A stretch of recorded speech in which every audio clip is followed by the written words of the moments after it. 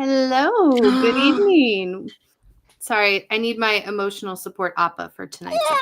It's an emotional support air bison. He's so cute and so fuzzy. Well, welcome to Monday night. I am very excited for this episode. I've rewatched this season 3 times now, and this is one of my top 2 episodes of the season. There's one later on. So good. But I love this one so much. Yeah, I mean, it's hard to pick a favorite one in this. It's really just any time Catherine Hahn and Aubrey Plaza interact. Yeah, no, that's fair. That becomes my favorite in that moment. Everyone is amazing, don't get me wrong, but Glenn, no. I wonder, you know what though? To say no. So okay. No. There are no normal animals in the Avatar, The Last Airbender world. So they eat the animal, and the people that eat meat eat the animals. No. Just saying. I mean, air bison are endangered, so you probably can't eat them. No, you can't. It's not happening. But yeah, can someone put Glenn in timeout?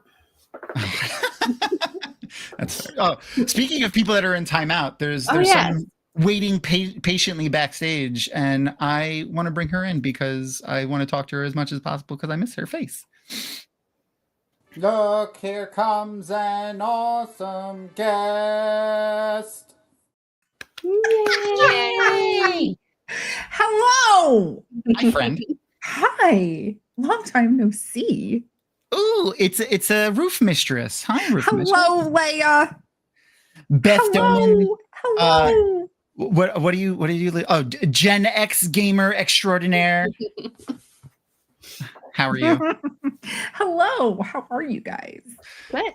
Pretty good, actually. Pretty good. I had an adventurous time this weekend at Multiverse Con. It was a ton of fun. Nice. Yeah. First off, I gotta throw myself under the bus because I don't know how I didn't realize who the guests of honor were at Multiverse this past year. ADHD. Yeah, I guess. Yeah. I mean, but also I feel like I'm so used to just for cons like this that I go to, I'm usually working with the guests, so it's just like such a thing that's present in my mind. I feel like this is a story that repeats itself at least once every year. Probably. but anyway, the guest of honor this year though was not repeated. This was a surprise. I was very surprised. So I was walking by the game room, which they have like an awesome game room, and I hear someone doing like an amazing Strong Bad and Homestar Runner impersonations. I don't know if anyone knows the old school Homestar Runner Flash. Remember Flash videos? From a Flash player. Anyway, and I turn the corner and it's the fucking voice actors and animators of Homestar Runner sitting there with puppets, and they were playing a Trogdor. I don't know if anyone remembers Trogdor, the Burninator. He was a dragon with like time ago. One human arm. Yeah. They were playing a Trogdor board game, and they had the fucking puppets, and they were there, and they were really fucking cool. Nice. Yeah, it was a ton of fun. Amazing. Yeah. Amazing. And, yeah, it was awesome. Like I was like, holy shit. And they were like, were you just transported back in time? I was like, yeah. Yes, I was. I was 100% just transported back in time. I can think of his email. Hope it's from the emails. Or my lord, I didn't grab a picture of it, but Erin won a DeCheat plushie, and so like my first go-to is always DeCheat. We didn't install that light switch so you could have light switch waves. We put it in so you could turn the lights on and off. And so we got a little DeCheat. He looks like a fucked up Pikachu, kind of. Is like a good descriptor, I feel like. But the best part of it is he comes with like a little sticker to put over a light switch that says rave on, rave off on the fucking thing. It's nice. Hilarious. Why do have guests of dishonor? You know what though? Like if I ran a con, I would 100% have like a wall of shame for guests of dishonor, for like if there was ever a guest that like did something fucked up or whatever. Like I would be like, nah, you're a piece of shit. Fuck you. And like put their face on the wall or something. Like that would be hilarious. Shame. Though I will say, the cons that I've been to, the majority of them are pretty good about filtering guests and stuff out. Like, like they have a guest process. So, even when they're new people they don't know, you'd think and you'd like them to do a little bit of research on, the guests that they're going to approve to be there. Sure. But at the very least, Multiverse has a code of conduct, which is really good in my opinion. And they hold everyone to it whether or not they're wearing the badge or not. So I like that. CK. That's my chat right there.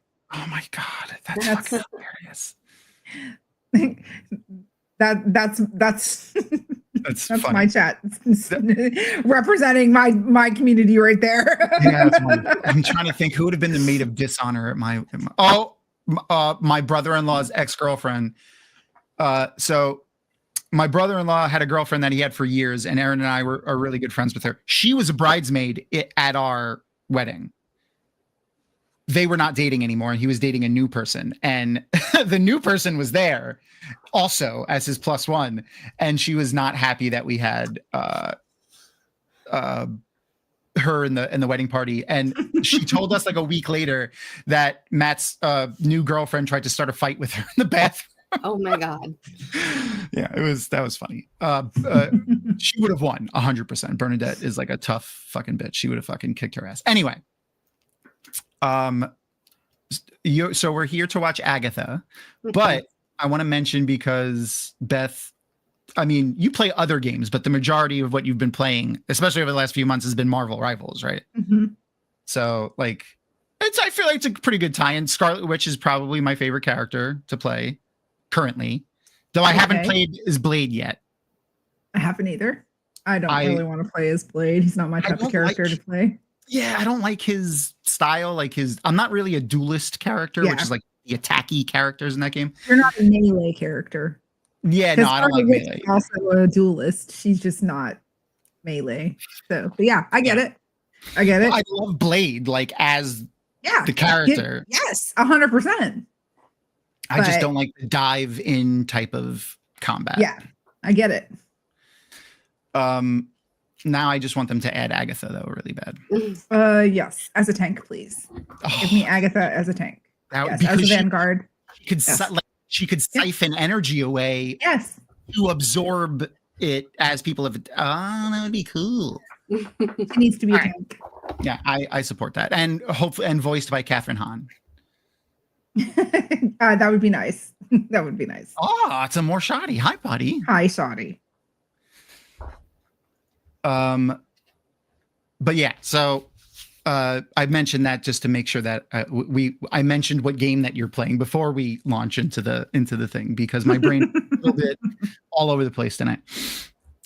Speaking of being all over the place, Erin has been posting or will be posting links in chat for people to join our Discord with information on how to do the watch along that we'll be doing tonight for the Agatha All Along episode 3. If you don't want to join our watch party in there, I will have the handy dandy clock there in the corner of my screen. So if you guys can align it and follow that way, if you don't want to join our watch party. But let me make sure that's all queued up. Yeah. Okay, good. What else did I want to mention? So something that we started doing last week that I want to try to do every week is like, what have we been watching? Mm-hmm. So like for Crystal and I, it'll be like, what have we been watching in the last week? Because we'll have just, but you can talk about whatever you've been watching, like in the last little while, something that TV show, YouTubers, movie, whatever you want to talk about. So funny, like rewatching. So recently, one of my favorite sci-fi shows of all time dropped on Netflix, and it's a little bit older. It came out from 2013 to 2017, but it's Orphan Black, starring Tatiana Maslany. She was also She-Hulk in the Disney TV show She-Hulk. I really enjoyed that. It is one of my favorite modern sci-fi shows of all time, and it's basically about a woman who's a grifter who finds out inadvertently that she's a clone and it's oh my gosh, I just Mary Kennedy Doyle stars in it, who was Isla in The Wheel of Time. She's one of the main characters in it. It is such a great show, and I really feel like that era of like almost modern sci-fi, urban sci-fi, is really underplayed in our media. I love that show. And there's one other show that I thought of today that I need to see if I can find it streaming anywhere, is another show called Continuum. And it's a Canadian show, and it's a time travel show. It came out almost a decade before Timeless came out, which is a really good show on network TV. But it's a Canadian sci-fi show, and it's so good. It's like in that same kind of like time as like Lost Girl, Orphan Black, Continuum. This is like all peak Canadian fantasy sci-fi TV, urban fantasy, urban sci-fi. Yeah. And it's just, they're just such good shows. And of course they never had huge audiences because they would be on like Sci-Fi. Mm-hmm. Yes. Loved her as Mrs. S.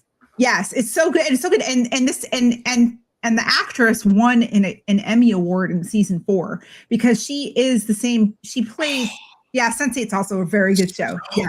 I'm still sad that I got canceled. The actor who played Martha from Doctor Who is one of the main characters in Sense8. Oh, really beautiful black girl. I can't remember her name. But yeah, those are all such amazing TV shows. Battlestar Galactica. They're just like all the shows from those, like 2005 to 2015, 2017, so peak good. Sci-fi, peak. And so I've been like, that's my current obsession. If I'm going to watch something, is those shows from that, era and genre. So yeah, Battlestar Galactica is not a bad rewatch either. I love never. Best sci-fi show besides The Expanse in the last 25 years. I will die on that hill. The Expanse is number 1, in my opinion. Yeah. Some people would put Battlestar Galactica number 1. I put The Expanse number 1, and then Battlestar Galactica. And I'm actually re-listening to the Expanse books right now. I never finished The Expanse. I only watched like the first 2 seasons, and then my god, it just gets progressively better every season. I know, and I love all the actors that are in it too. Yeah. So speaking of actors that are in it, shameless plug, I got to interview Shohreh Aghdashloo back, during Wheel of Time days. She was so much fun. Oh my god, she was so nice too. I love her. I never watched Babylon 5, Glenn. I couldn't get into it. I struggled to get into Babylon 5. It might be something that I try to go back and rewatch now, and I might have liked it more than I did when it first came out. But it's gone. What was the fuck? The one, it's a sci-fi. There's lots of Muppets. It's gone. Why is it gone? The name is gone. The sci-fi TV show came out in the 90s. There's lots of circuited. There's lots of Muppets on it. Oh my god, are you talking? You Overguarded. I love you. Farscape. Yes, Overguarded. Glenn. Yeah, I was like, what the? My brain was just like, nope. I was thinking of The Great Space Coaster. I haven't heard that. You said Muppets and Outer Space. Yeah, that's Great Space Coasters. I am Gary Gnu. Yeah. This is the GNUs. No news is good GNUs with Gary Gnu. Yep. You brought me there. Name. You took me there. You took me to the Great Space Coaster. I'm sorry. Okay. Right. I truly am aging myself as 51, almost 52. See, Glenn knows what I'm talking about. No GNUs is good GNUs with Gary Gnu. Do you know what a gnu is? That's also an animal. A GNU? Yeah, gnu. So the animal that we call wildebeest. Oh, the Afrikaans name of the animal is gnu. Gnu. Yeah, spelled GNU, and it's because that's the sound that they make when they make sounds. They go. Gary was a GNU. No GNUs with good GNUs. No GNUs good GNUs with Gary Gnu. You gotta love it. I've been telling you what. And they had a band, and they played rock music in outer space, and it was amazing. And they were all Muppets. That's awesome. They were all puppets. I really love the resurgence of practical effects in TV shows and movies. Yeah. I feel it's crazy on so many levels that it's cheaper to do practical effects. It is. Because I feel like I know the CG stuff is labor. It's time, and it takes time to render, like a lot of time to render things, and it's labor intensive on a smaller scale. But I feel like the amount of effort and the amount of different talents and people that have to go into making practical effects, and absolutely, we call them cosplayers nowadays. Yeah, a lot of times we call them cosplayers. Or, think about like back in the 70s and 80s, like all of the claymation shows like Gumby. Yeah. Oh, yeah. And there was another show. I know it was it had a religious twist on it when I was little, but it used to be on like PBS on Sunday mornings, and it was Davy and Goliath. I remember. And it was like a Christian themed, but it was all claymation, and it was like it was so like and now like I see TikTok videos of people making their own like stop 3-minute long stop animation videos, and it's crazy. Absolutely amazing to see. I love it. And so I do like that there's a going back, like we even saw it in the Wheel of Time a little bit with the practical effects that they did, and I really do think, good practical effects. I mean, everything doesn't have to be CGI, know. I mean, AI is ruining artistry in a lot of ways right now. Absolutely. And anytime real artists are hired to do the work that AI could do, I'm for it. Yeah. Speaking of AI, did you guys see the it's like, I think it's called Adventures in Randland or something. It's a video game that's coming out on Steam, and it looks. Oh yeah, I feel like we've talked about this. Yeah, it looks terrible. It says right in the thing that it's all computer generated art, and like I looked it up.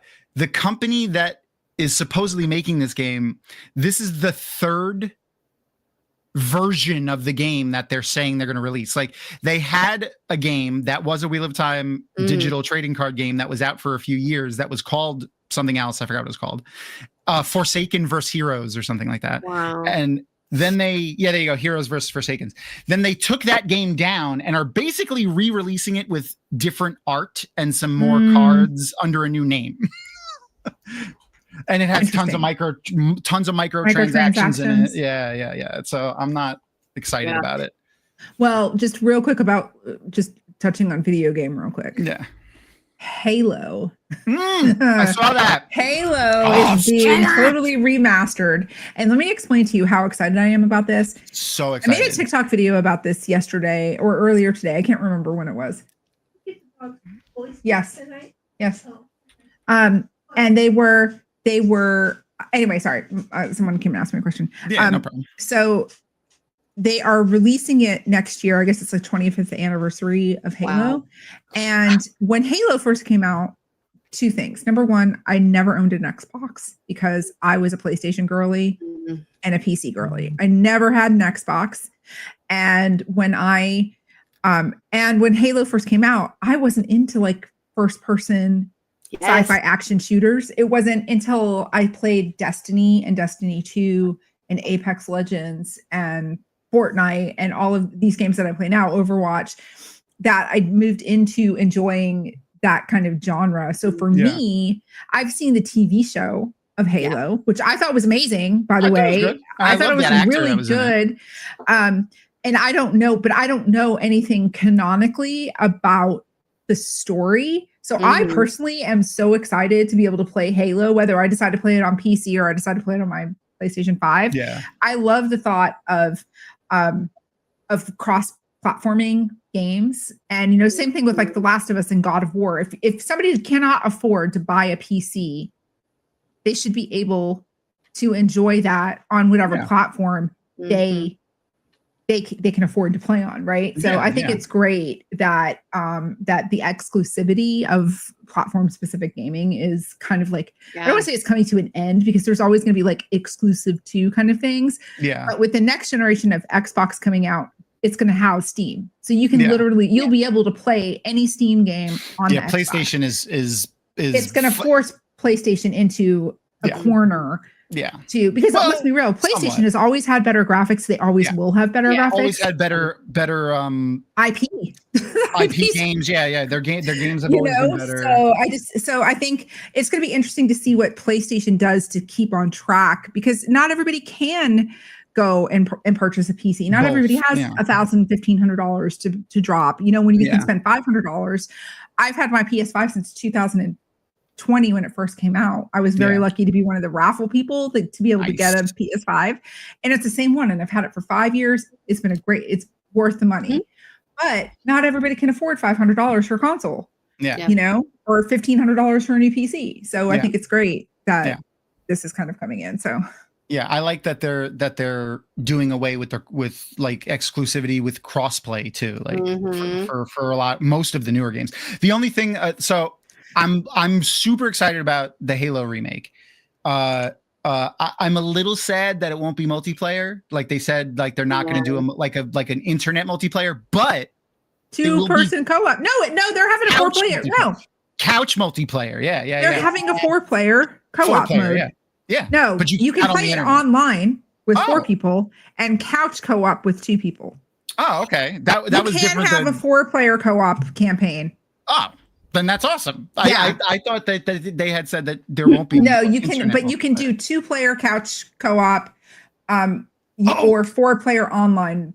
But only for the campaign, right? Not PvP, not PvP, not correct for the campaign. That's what it was. Yeah. It wasn't. You can't do the fighting in it, which was I can't tell you how many hours we fucking played. Oh my! Order Domino's pizza. We'd have. I can't wait. I'm so excited to be able to play it. I didn't experience it. It was really excited. First-person shooter I ever played, so it was awful. That's how I learned to play inverted. It's why I still play with things inverted today, because my brain won't work the other way. It's awful. Makes my husband crazy. But it was also the game that taught me that online playing is super effing toxic. It's very believe me. Oh, I wouldn't know that at all. Yeah. I never.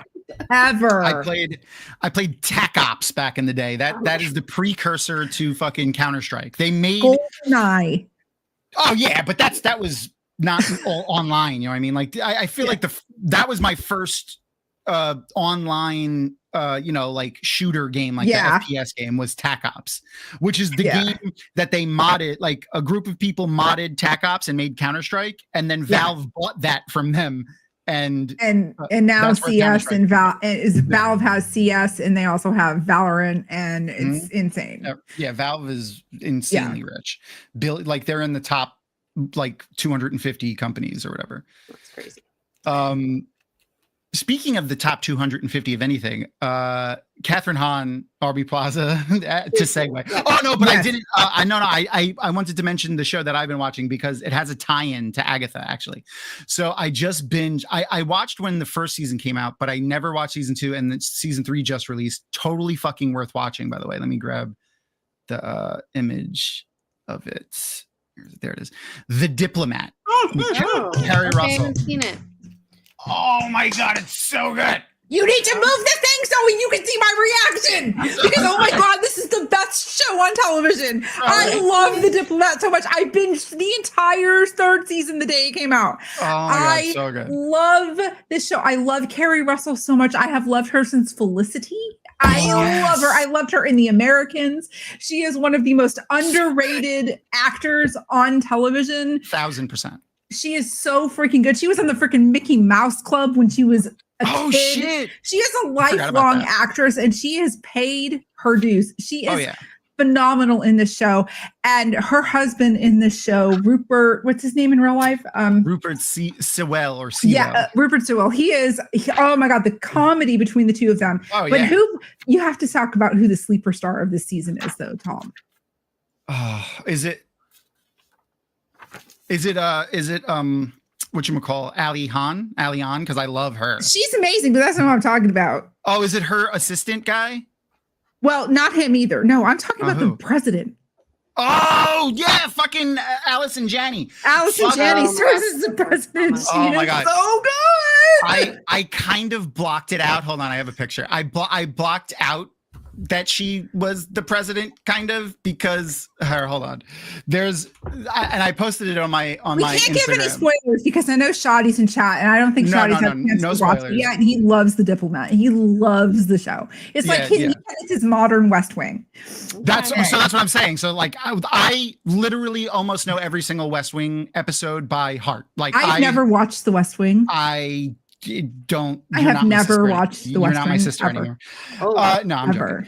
You need to watch it. It's one of the best shows ever. Like the dialogue is amazing. But anyway, because I'm so in love with The West Wing, this most recent season, which again, this isn't a spoiler, we know that they're a husband and wife in the show. There's a scene when Bradley Whitford and Allison Janney, who are president and first gentleman in the show, have a little bit of like a little almost romp in the bed. And this is, by the way, what he says. He says it's like fresh focaccia. Let's talk about how important this role for him is, because he is also in Handmaid's Tale. Oh yeah. As Commander, I can't remember his name, but he's the person. Horrible people that are. Well, but he ends up acting as a suicide bomber to end the regime in Gilead, and so he goes out on such a high heroic note in A Handmaid's Tale, and to see him in this role, I was like, wait a minute, is that who I think it is? Yep. He's such a good actor. He was great in The West Wing, like amazing in The West Wing. But like in that he was good. I didn't watch, honestly, I couldn't watch past episode 1 of that show. It was too dark. And what, at The Handmaid's Tale? Yeah. I was like, it was too horrible. It was too depressing. I tried watching it again recently. It was I can't. Not a good plan. It's too reflective of what's happening. That's exactly what I was about to say. That's too representative of real life. I laugh because I don't want to cry. That's why I tried to watch it again, because I felt like it was really important during that. Just read the books. Margaret Atwood is an amazing author. I've read both of the books, Handmaid's Tale recently, as well as the sequel that she wrote in 2019. They're both very good. Very, very good. He was the girlfriend's dad. He was the girlfriend's dad in Get Out. Oh, it's really good. If you like horror, I can't do horror movies. That's why I haven't watched it. It's not really horror. It's more suspense, because it's not horror. There's not really jump scares, or it's not like super gory or like a slasher movie. It's more of like a suspense thriller, I would say, than a horror movie.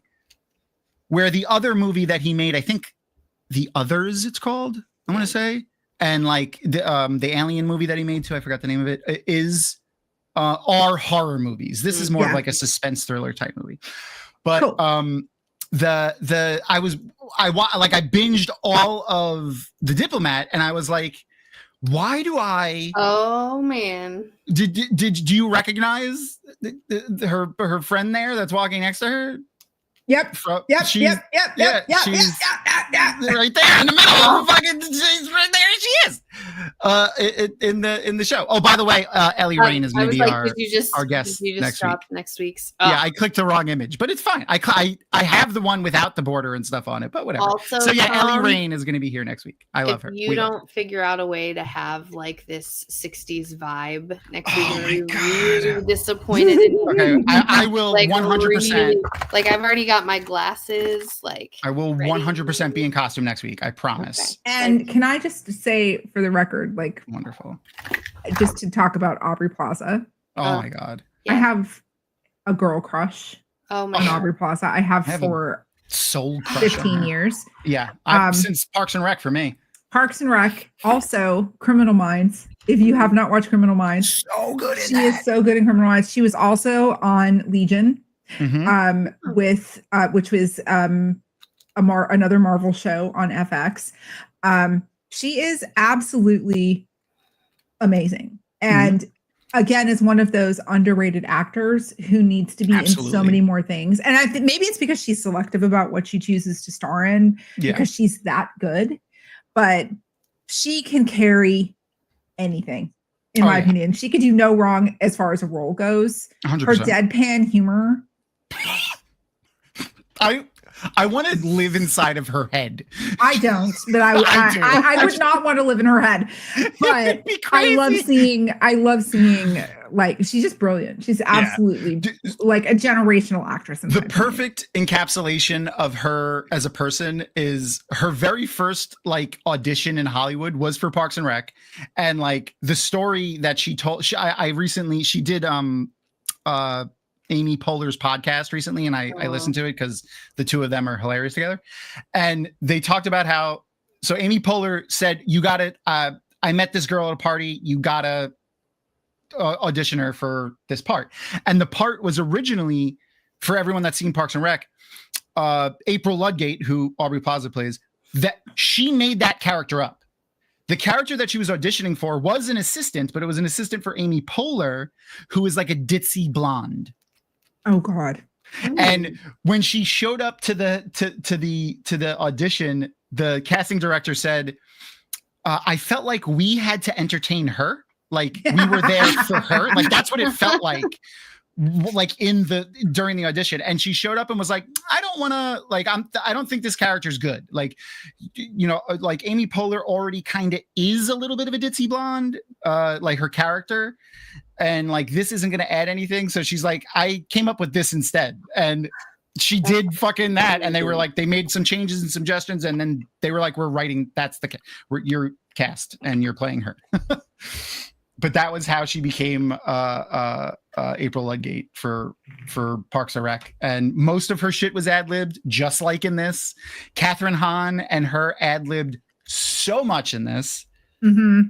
Watching the behind the scenes and like the outtakes and stuff. I gotta make a reel of that so that we can watch a couple of things. Was Aubrey Plaza in The Magicians, or am I thinking of somebody else? Emma Stone is in that. In The Magicians, the TV show? The Magician. Sorry, I was thinking of the movie with. For some reason, I want to say she was in The Magicians, but I don't know if I'm right or not. No, there's a girl that looks a lot like her in that. I don't think she was in that. Maybe she guest starred. I don't remember. I watched all of it. I don't know. I watched. Maybe she wasn't. Aaron will know. No, she wasn't. Okay, I didn't think she was. Okay. There's a girl. The main girl that's in it kind of looks like her a little bit. She's like a brunette. You know, olive skinned. Yeah, I don't know why I thought that. Yeah, but no, yeah. I mean, like she would have been perfect in it at the time too. She was probably the right age. I think it was mostly a British cast though, if I remember correctly. Anyway, I want to remind everybody about the link that Aaron has been sharing in our Discord, because we're going to do a countdown and press play on this in a second. But I have one more fun thing that I want to. Oh, by the way, I don't know if anyone noticed. So, do you remember? Does anyone have like a favorite role of his? Because mine is obviously when he was in the Hercules with in 2000. No, I'm joking. Oh, but that is him on the right. That is him on the right. By the way. Oh my God! Take that down right now. Horrible fucking movie. No, obviously my favorite role he's ever been in is A Knight's Tale. He was amazing. It was really good in A Knight's Tale, like so fucking good. Though. The best character in that is obviously also tied to Wanda and Agatha, Paul Bettany. Chaucer. Chaucer, yeah. Yeah, Chaucer. You know, I do Paul have Bettany's to agree with Glenn here that Rufus Sewell was absolutely amazing. Oh, so good. Yeah. That show so good. Me. I love that show so much. Broke me. The twist, and I don't want to ruin it, so no spoilers. I don't think I cried as much in random times, like out of the blue. Like, oh my God, that show is so good. And the book is amazing. The show is quite a bit different than the book, but both so good. Both the dystopian future. Oh yeah. Alternate history. The Germans win World War II, and the Germans and the Japanese win World War II, and they kind of split America into two fronts. And then there's like this neutral zone. The Midwest is like this neutral zone of lawlessness. It's basically the Rocky Mountains is the split. But it's like modern day eugenics. It takes place. The series takes place in the equivalent of the 1960s, like 20 years after the end of World War II. Such a powerful show. It's like sadly the very Nazis. The Nazis have taken over the Eastern Seaboard. What? And that could never happen. And it's like eugenics and crafting the perfect race. And then you've got the Japanese influence on the West Coast, which is mostly San Francisco area. Yeah. It's just so good. And the cast is amazing. Another really, really, really underrated TV show. It's on Amazon, I believe. Yeah, it is. It was an Amazon original. Yep. Such a good show. James Gandolfini also in it. Fantastic. Just a phenomenal show. Anyway, speaking of phenomenal shows, I want to get ready to press play here on this show so that we can I can align our timers and we can start watching, because I really enjoyed this episode and I want to get to Agatha. And while we're doing that, I'm going to refill my moment. Yes, go tap off. We'll see you in a minute. Was there any? Oh, I do have one more thing I wanted to share while she goes away from Multiverse Con. So if you've seen me do panels at conventions, especially WattCon, one of the things I love doing, the thing I love about panels in general is the improvisational nature of them. Like, I don't like when I go to a panel and this is scripted. This is just a personal thing for me. It feels more like a lecture. I don't like that. Like when I think of a panel at a nerd convention, I want it to be very interactive with the audience. I want the audience asking questions and chiming into things and raising their hands and being respectful, but you know, talking, participating, and the panelists going back and forth instead of just calling on individual people to do one at a time as response to questions. Don't get me wrong. You need a good moderator on a panel, especially if you're going to go freewheeling like that. But I much prefer that format.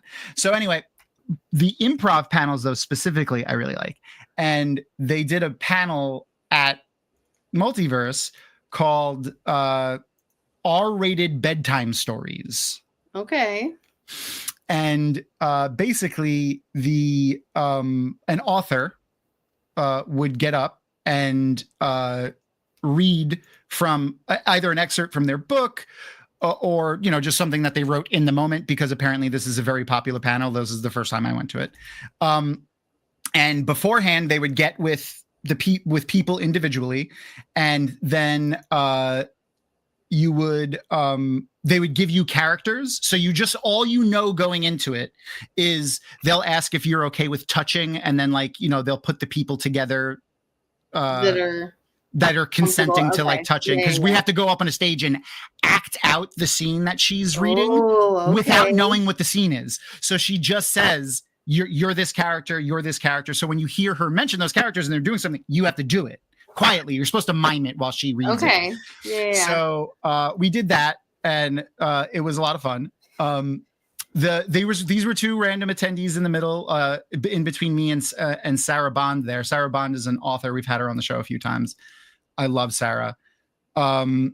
She had a death in the family, though, and had to leave early. So send all the good vibes to Sarah Bond. She's Sarah E. Bond on Instagram and stuff like that. So send love and good vibes to her. But anyway, I do have a short clip. Oh, Beth is back. Yay. Ooh, okay. Hi, Beth. Can I plug something very quickly? Oh, sure. I forgot to say earlier. I was thinking about it.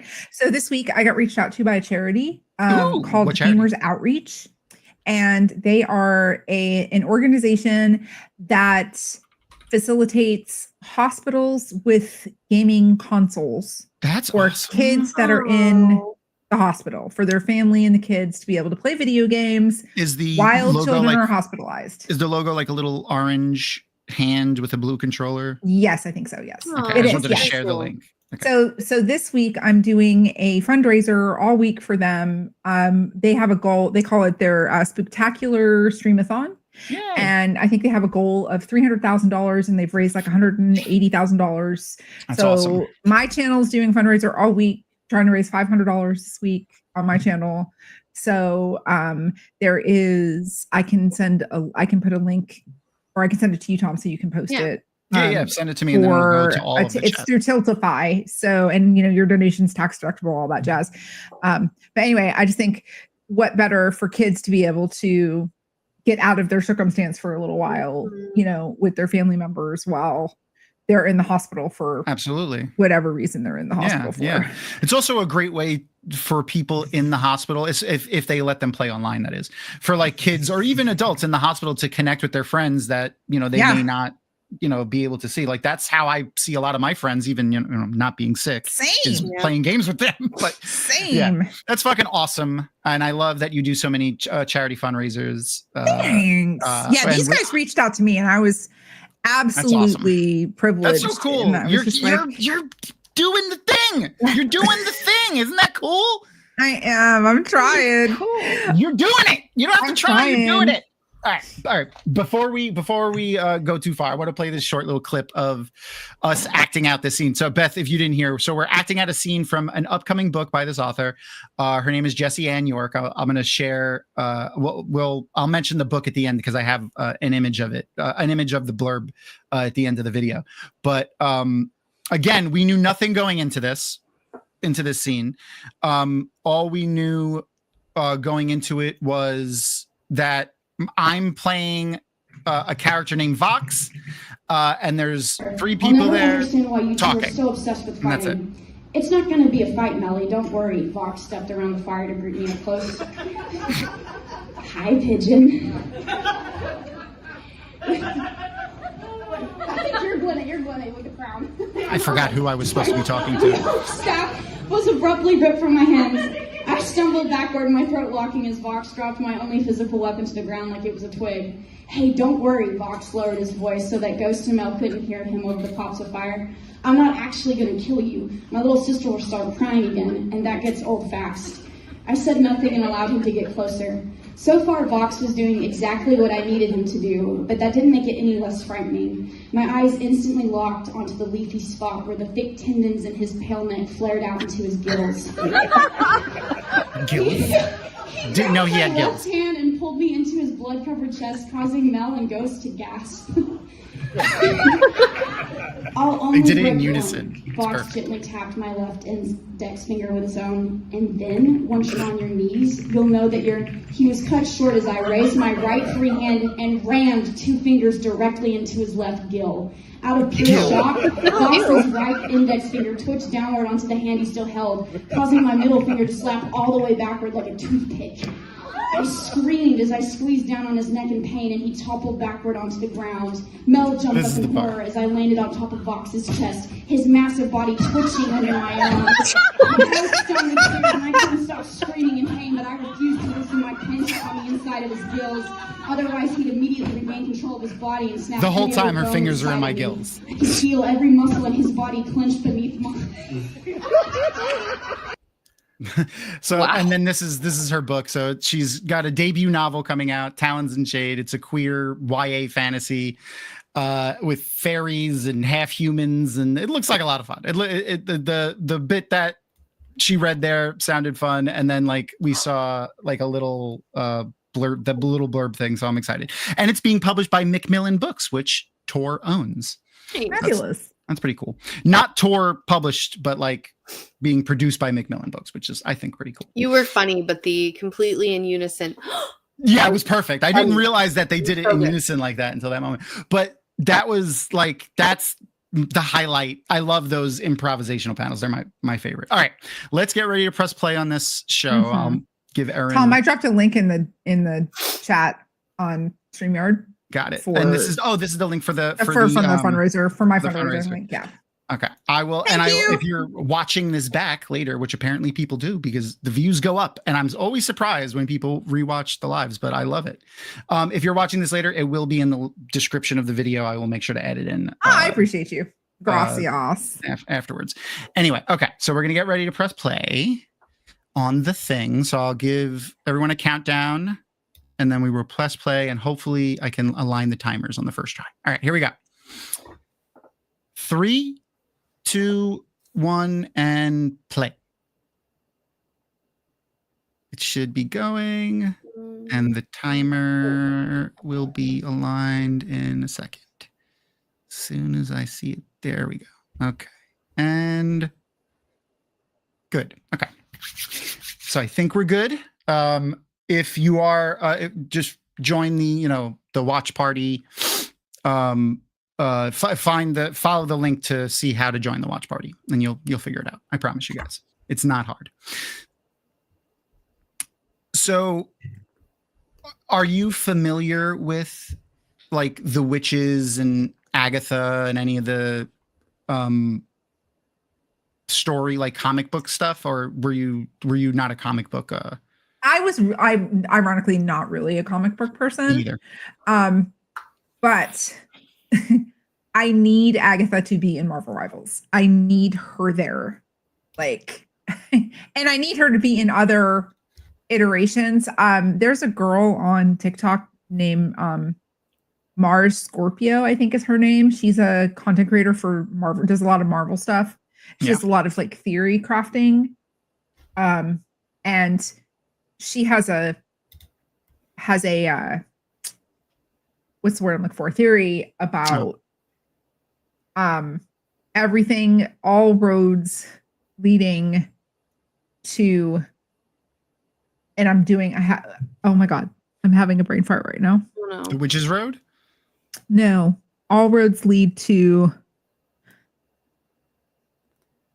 oh my God. I don't know. Sacha Baron Cohen just did a cameo. Oh, Mephisto. All roads lead to Mephisto. Yes, I do have Mephisto queued up for this episode. She thinks even Dr. Doom in the newest Fantastic Four movie, and everything leads back to Mephisto because Dr. Doom's mother was a witch. 100%. And there's like the theory Romani crafting as well. is just like so good right now. Yeah, I am 100% in support of that theory, mainly because that would mean we're going to get some sort of rendition of the Midnight Suns, which would be amazing. Oh my God, if they were to bring magic into so good. You sent me a link earlier of like characters. You didn't ask me, but like characters, one character that I would see cut or added to Marvel Rivals. Yeah. They have to put Colossus in Marvel Rivals because magic is in there and they name drop him in there. And Rogue, and I need Rogue. Absolutely. I need her in Marvel Rivals. Honestly, I think we're going to see a Rogue Gambit get added in. Yeah, I cannot say anything. I don't know anything for sure, but I'm a Marvel Rivals partner, so I can't talk about leaks. That's fine. So we don't talk about leaks here anyway. We didn't do it during Wheel of Time. We won't do it now. Exactly. So all I'm going to say is I would love to see Rogue in season 5 of Marvel. Same season. Though I feel like if they add one, they have to add the other. They'll add them both in the same season. Yeah, I think like so too. I could see them doing it for like a Valentine's Day or an anniversary of something, or maybe they'll announce Gambit's going to be in Doctor Doom or whatever. Yeah, who knows? You guys, I'm disappointed in myself. Somebody asked about costumes earlier. I've been trying to theme them to the episode. That was Amy. I couldn't think of anything for tonight. Y'all didn't tell me about costumes. I know. I was busy tonight, but I could have done Mrs. Hart. I 100% have that hat. I could have found a probably could have did it too. somewhere in my house. You know. Can we talk about Patty LuPone? Erin's tea time outfit looks a lot like that. Patty LuPone is fucking hilarious. First of all, I love her. She's great in this. I don't know if anyone ever. Well, she's hilarious just in life. You got to look up her response to someone. Someone asked her, because she's very famously anti Donald Trump. Someone asked her like, "Oh, if he came to one of your shows, what would you do?" And her response was fucking hilarious. Just got to look it up. The Midnight Suns. The Midnight Suns. I'm mostly excited for them because, like, and it ties directly to Agatha, like the magic, the idea of magic in it. Not magic, the character magic is just the thing. And their whole line is just really interesting. It has to do with magic and demons and the afterlife and undead and hell, or, you know, a version of it, not really the Christian hell. And which Mephisto plays right into. Mephisto, Mr. Sinister, Angela, who is in Marvel Rivals now, by the way. Yes. She's looking for her younger sister who was kidnapped. Yes. Very, very, very, very hopeful that they will be going in that direction. So if you saw Ironheart, which if you haven't, you should.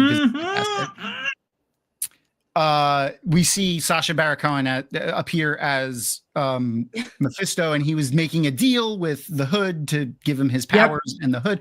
And Robbie Reyes is in it, and he dies. Spoiler alert. But it would be great to see him come back as Ghost Rider. Like, I mean, there's so many things that they're doing. It's almost like there's too much, right? It's like, what are they going to do with all of these? I don't know. But at the same time, I don't know if they can get the golden age, if they'll ever be able to get the golden age of like the original Avengers back, right? Like, I think at this point, having TV series are better than movies within the Marvel universe. They probably make more money the other way around. But I mean, for me, I would like to see more series because then we get more content. We get to see more story and things. And I like the downtime stories. Like I liked Hawkeye and like the stuff in between. I mean, I mainly liked Hawkeye for Florence Pugh because literally everything she said was gold. Yeah, every word that she said was hilarious. Quote. It was fucking hilarious. But no, the best show though, Daredevil Born Again. I swear to Lord. Yes. I mean, Disney is already confirmed through season 3. So through season 3. And Karen Ritter's back. Yep. As Jessica Jones next season. And they're apparently in talks with I forgot his name, guy plays Luke Cage and Iron Fist. Oh, Mike Coulter. Mike Coulter. I fucking love him. Oh, Mike Coulter. He's dreamy. He really is. He's so dreamy.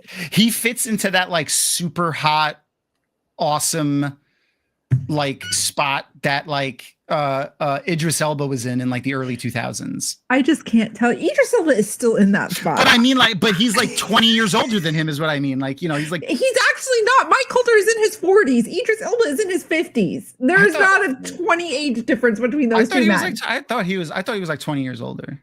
Hold on a minute. I'm going to have to fact check you here. I even know how to spell Mike Coulter's name. That's how much I like this man. Mike Coulter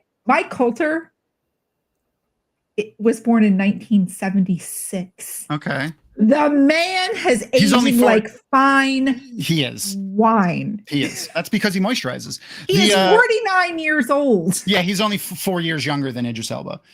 Okay, they're not 20 years apart. No. You know what it is? Idris Elba just looks so much older between. I just rewatched The Wire. So Idris Elba has been in the business for 25 years, longer than he has. That's fair. Back in the early 2000s with Tom Hardy and guy in what was the name of the guy who starred in? He's not aged well. I was giggling at too. He's like fine milk. What's the name of the guy in Gerard Butler?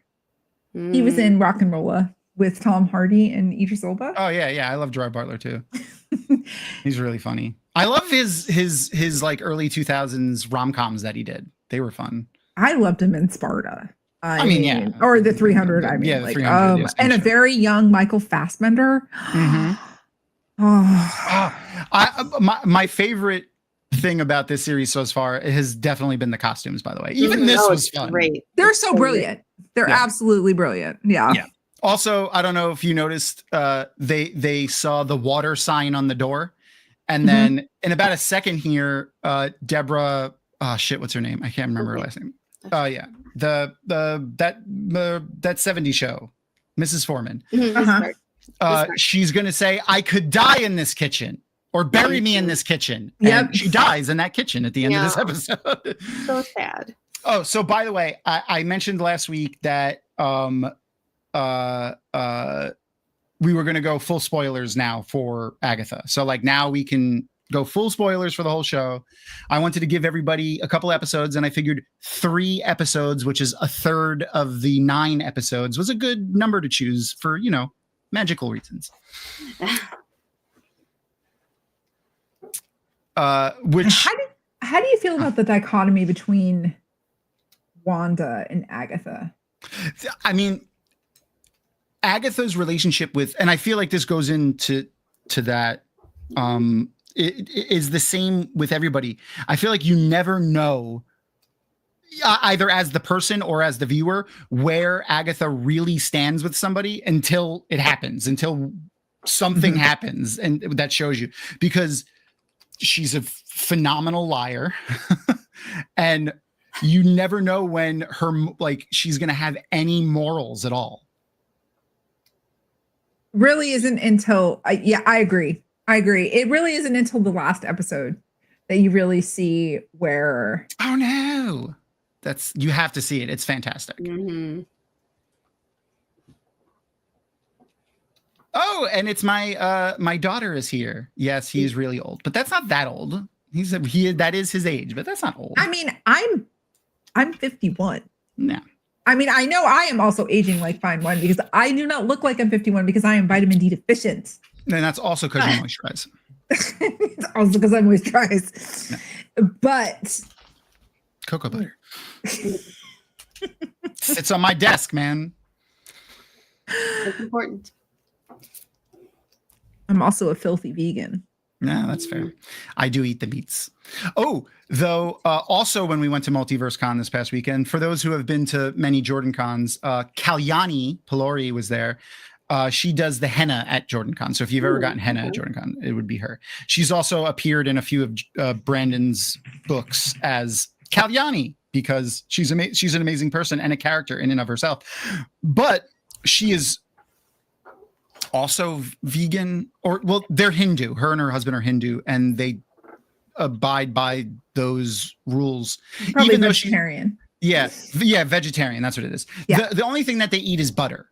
That isn't ghee. Ghee. Clarified butter. And butter. Well, ghee is clarified butter. Yeah, but I mean Indian clarified butter. She uses both in cooking. Sure. Yeah.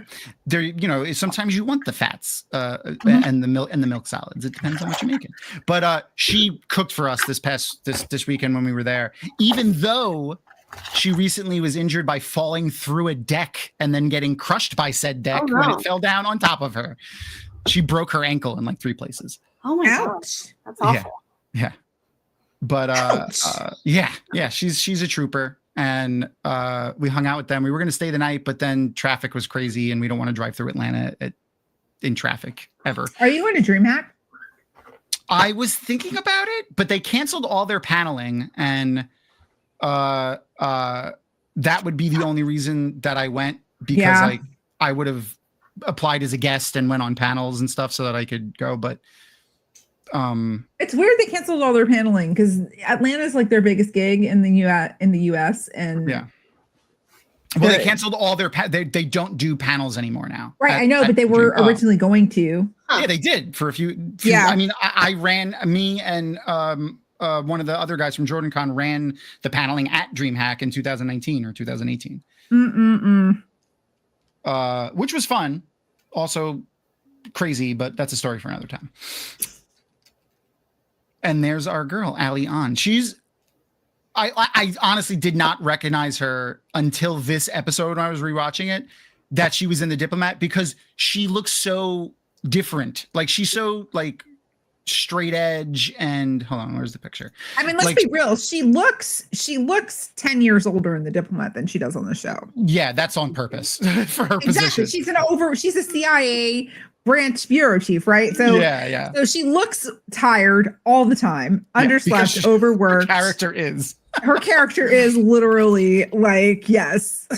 So, and the show is great. Like, it's a light serious drama with a through line of comedy. That's just, there's really a comedic undertone to the show that keeps it from being like The Americans was more serious, right? Yeah. With a little bit of comedy every now and then with like the Americanisms, but The Diplomat has a comedic undertone to it on purpose. Like, even from season 1, from the get-go, like, it's always been like that. So, yeah.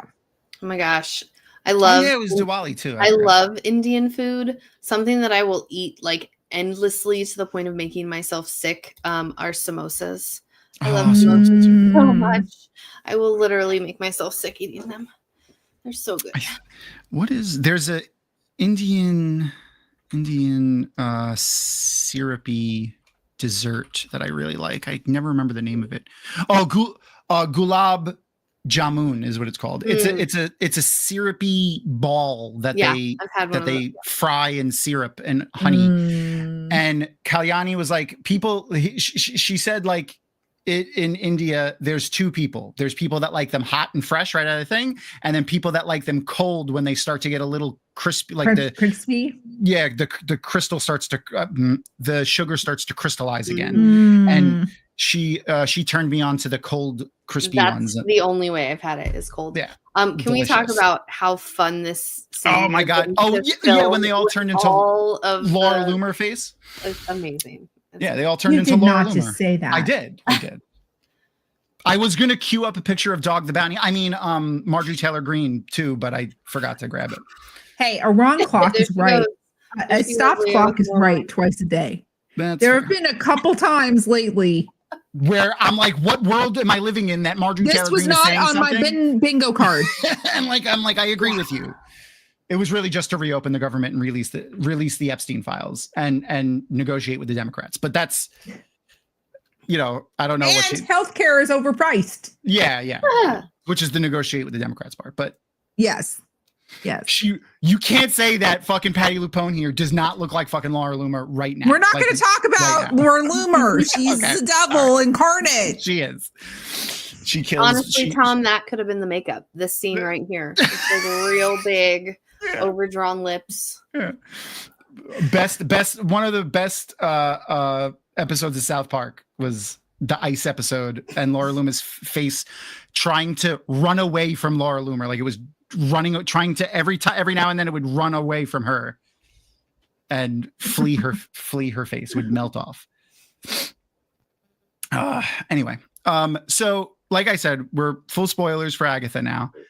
So I want to mention this because I thought this was such a fucking, like, going back and rewatching it, like, if you have to, after you find out that the road isn't real, it never was real. Agatha made it up as a trap to steal witches' powers. And it came from a song that her son used to sing that when they were just walking. And like that, like it repaints everything she says throughout the whole fucking thing. And every moment that they mention the road or try to correct her about some lore piece about the road, like, it's hilarious. Oh, by the way, most of the speaking about practical effects, most of the effects in the show are practical. Like the wine refilling the glass there, they did the old school tube up the sleeve that goes into the glass. And like even the magic is practical effects in a lot of cases. They use like lights and pyrotechnics and things like that in lieu of CG. I don't think anybody was as shocked that the Witch's Road really happened besides Agatha. Oh, yeah, she was so when you go back and watch that scene, when she finds it and she picks up the dirt, she's like, what the fuck? Yep. My favorite part though is when they start to correct, like she says something about the road and they're like, no, it's not. And she's like, oh yeah, is it really? And you can tell she wants to just be like, I made the whole fucking thing up. None of this exists. And seeing the frustration there just repaints it so much. It's just really funny. Also, now that we can say again that Aubrey Plaza's character is the goddess of death. Can't wait to see if they do something with her and Deadpool, because her and Deadpool have a really strong storyline in the comic books, as well as Thanos is tied in there too, which I'm glad they changed. In the comic books, Thanos is doing his killing half the universe thing because he wants to impress Lady Death. That's all he's doing it for. Like, look at all these people I killed for you. Not to bring to balance to the universe, but no, to impress a woman. I'm glad they didn't do that storyline, but I do hope we see some interaction, maybe in like multiverse craziness. Like, doesn't have to be a whole thing, but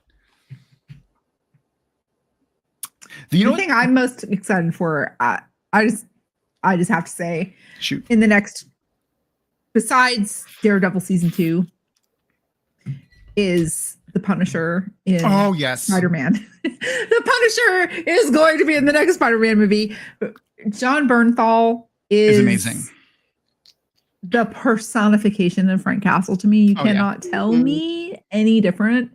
And he's so funny. Like he's so chef's kiss about it, man. I feel like people don't realize how funny he is in The Punisher. Like I find myself laughing so much because he says these little quippy one-liners every now and then. He has such deep, dark sarcasm, and it's fucking hilarious. Yeah, she is just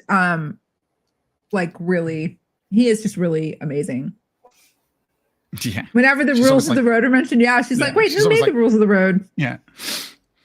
I think that episode of this season, when they did the flashbacks with her son, I think that was my favorite episode of the entire season. Yeah. There was there was a moment.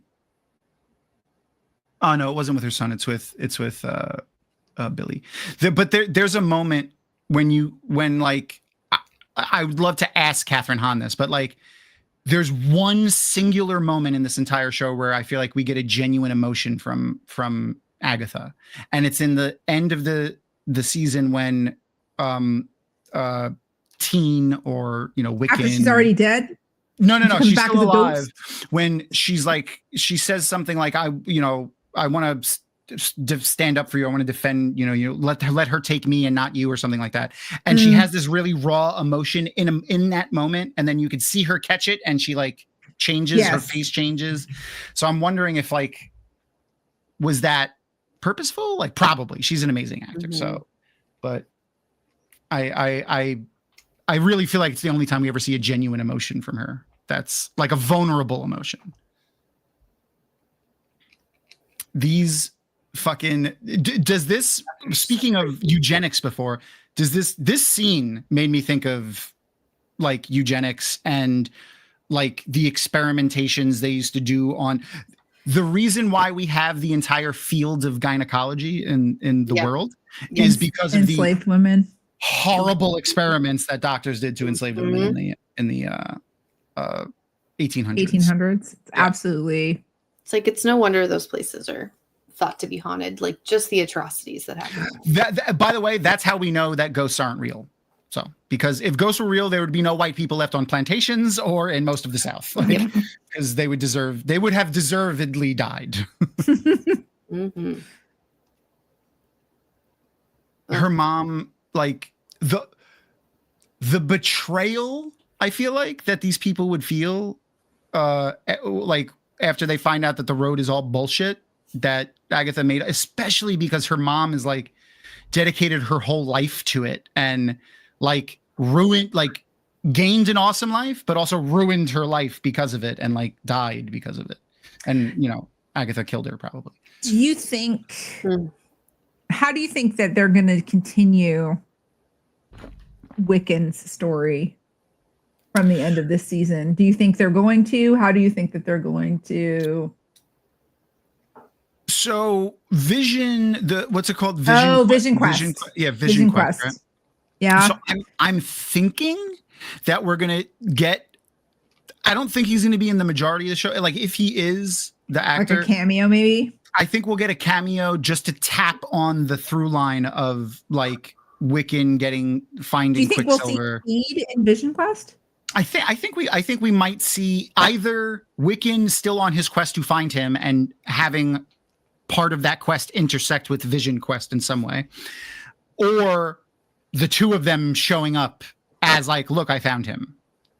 I feel like it'll be one of those two things. Interesting. I love Paul Bettany. I can't wait to see him have his own series.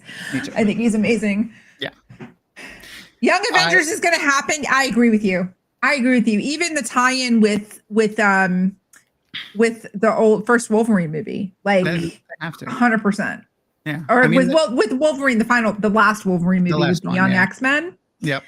Yeah. And now that they had the Disney Canadian, can actually use mutants as a term now. Yes. I think we're going to start seeing, and then Franklin from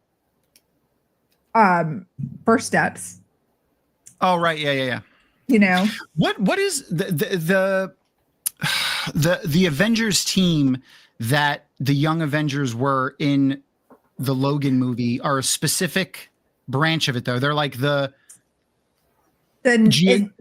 it's like geographical location Avengers. It's like the Northeast Avengers or something like that. I don't remember the specifics, but the tie-in that they've done, and now that they can cross studio, all of that, you know, I still really think that they need to do a legitimate X-Men franchise that's not tied to Bryan Singer.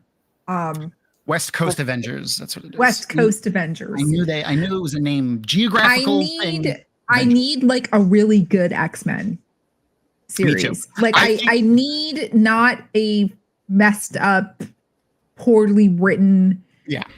Treat your actors like shit. We're gonna get one. X-Men franchise, whether it's TV shows. I mean, they kind of are doing that with X-Men 97 with the reboot of the animated shows. Yeah. But at the same time, awesome.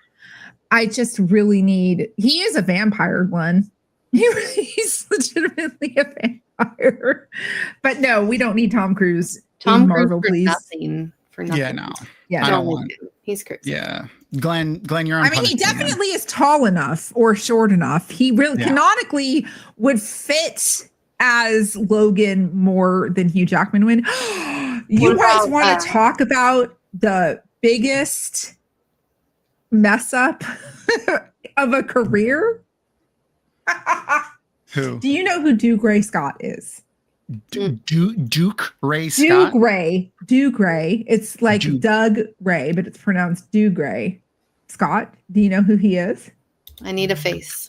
I'm looking him up. Dougray Scott was in Ever After with Drew Barrymore as the prince. I recognize him. Yes. I recognize him. He was also the antagonist in Mission Impossible. Yep. Mission Impossible, he got cast as Wolverine in 1997 before Hugh Jackman was cast as him. Yep. Mission Impossible ran long. The filming for Mission Impossible ran long. So he had to back out of filming of the X-Men. Okay. And look what happened to Hugh Jackman's career. Oh, yeah. As a result of X-Men. What's this guy fucking doing now? Pretty much nothing. Nothing that I even recognize. Like the last thing I saw him in was the Walking Dead spinoff. I think he was in. He was in Batwoman, the TV show. No, but he was also in some. I want to say, was he in? He wasn't in. The Crow Girl, Extraterritorial, Sherlock, and Daughter. I don't know what that is. Yeah, but Glenn, you can age people up, I think sometimes more realistically than you can age them down. What's the actor who played what Leah said? PETA in I like him Josh too. something. Josh something, yeah. Josh something. I think he Josh Hartman? No. Josh Hartwell. No. You're talking about PETA from Hunger Games. Josh Hutcherson. Yeah, I think he could do a Wolverine. Yeah, I could see that. Though, I would honestly almost rather them highlight new mutants. Than to bring or just mutants that we haven't seen already. Like, don't just go to a multiverse and grab a younger, different Wolverine and a younger, different Cyclops and a younger, different Jean Grey, right? And like give us new. Don't give me Famke Jensen as Jean Grey again, please. No. I mean, I like Famke Jensen, but no, I don't need that. Worst TV show I ever watched, Hemlock. I know, I never saw it. I loved her in. If you want to see a hilarious movie. Some of the greatest one-liners, and she's in it as a villain. Actually, I Spy with Eddie Murphy and Owen Wilson. Yes, that's a great movie. That's a great movie. Love that movie. I'm like a jelly bird. I was not wrong. I wasn't wrong. I have a memory of an elephant. Dougray Scott was in 2 episodes of Fear the Walking Dead back in 2015. Thank you very much. I had to Google it, but he is there. Oh, I never watched Fear the Walking Dead. I'm not losing my mind. I'm proud of you. Well, that's not proof of that. But what? Listen, I say it because I loves you. You can kiss my butt. No. the what you would call the foreshadowed death is coming. I feel a little bit bad for Mrs. Foreman. I know. I do too. That's why I need not bad enough to learn her name in the show or her real name. I know her first name is Deborah, but that's it. This is Hart. Oh, look, I recognize that that camera shot.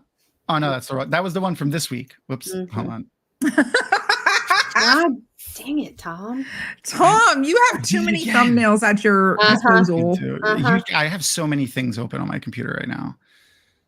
I got fucking the book club stuff going on, which by the way, yes, guys, you should be getting close to finishing chapter 13. You should be through chapter 13 by Wednesday. Yes, we will be posting in the Dragon Magic Discord on our book club. And just to remind everybody, if you don't know, we will be interviewing the author of the book at the end of our book club. So I don't think I've ever heard of a book club where you got to like do the normal book club things and at the end of it talk directly to the author. Like that was the part that I was really excited that they were like, yeah, we'll do that.